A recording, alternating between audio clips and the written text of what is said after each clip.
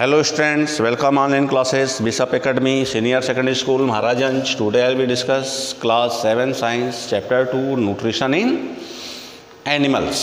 तो आज इसके हम दूसरे पार्ट में डिस्कस करेंगे different mode of the taking foods. A frog capture the prey with its stickly tongues. जैसे फ्रॉग का जो टंग्स होता है वो क्या होता है,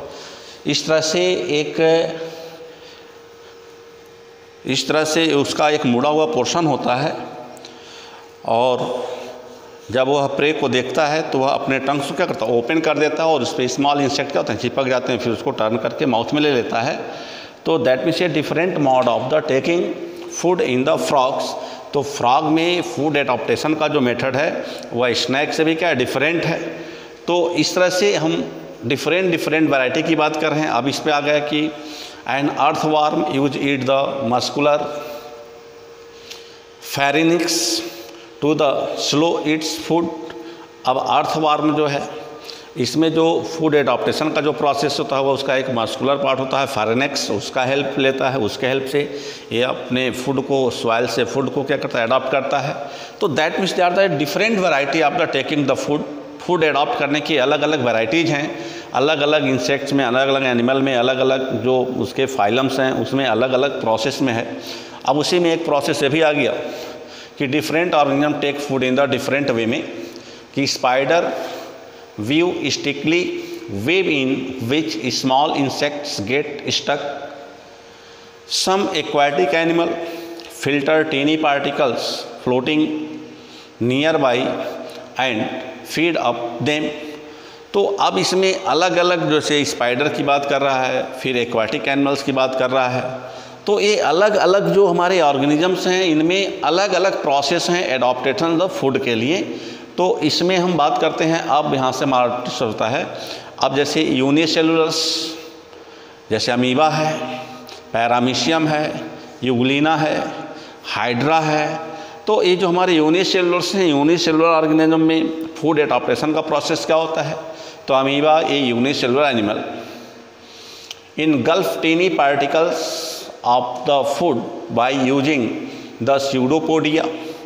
अब इसमें जैसे फिगर में दिख रहा है, जैसे मान लो कि कोई एक स्मॉल इंसेक्ट्स या micro organisms, they are reset to the near of the amoeba. तो अमीबा चूँकि इरेगुलर शेप में होता है, वह कंटिन्यू अपने बॉडी को क्या करता है, मूव कर जाता है.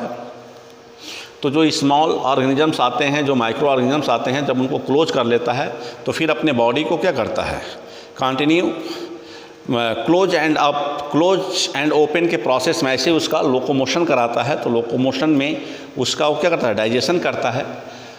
तो amoeba surrounded the food by the pseudopodia. तो कह रहा है कि जो अमीबा होता है उस माइक्रो ऑर्गेनिज्म को कवर करके स्यूडोपोडिया के प्रोसेस में लाता है, and then makes a food vacuoles to engulf the food. और फिर वह स्यूडोपोडिया के प्रोसेस से वह उसको वॉकुल्स में लाता है, और फिर वॉकुल्स में लाने के बाद वो इनगल्फ द फूड में क्या करता है, कन्वर्ट करता है. तो an amoeba feeds an small organism such as the bacteria. अब इसमें न्यूक्लियस है, साइटोप्लाज्म है.